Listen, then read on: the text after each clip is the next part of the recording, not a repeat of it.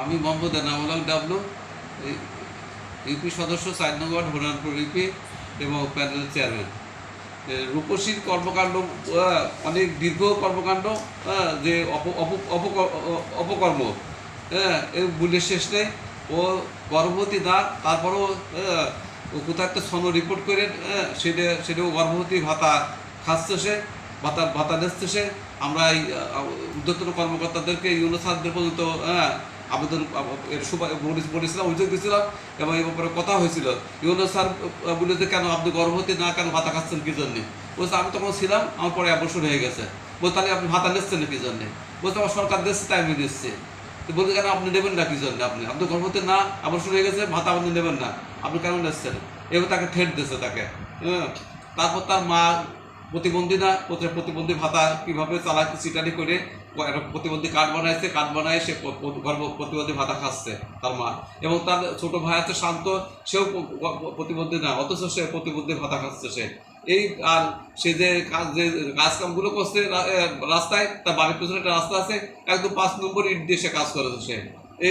এসব কিছু তার অপকর্ম, দুর্নীতির কোনো সে। ওখানে ওই রাস্তায় কত টাকার কাজ? ওখানে সম্ভবত মনে হয় 2 লক্ষ টাকার কাজ ওখানে।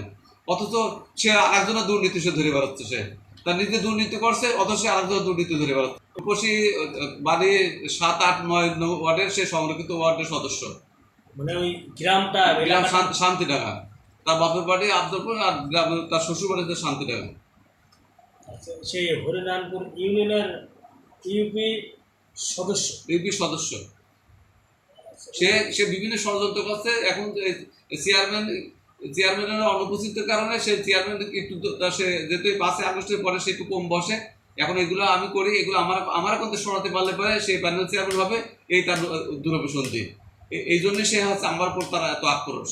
রূপসী মহিলা মেম্বার গতকাল অতর্কিত আপনার উপরে আক্রমণ চালিয়েছিল, এটা কি সত্য? এটা সত্য। সে অতর্কিত আক্রমণ চালাইছে।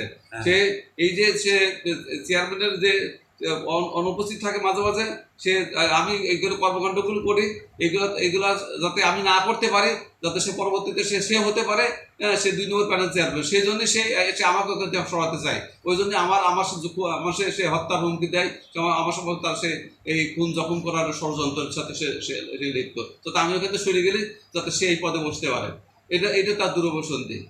এই জন্য সে নীল নকশাগুলো সে করতেছে।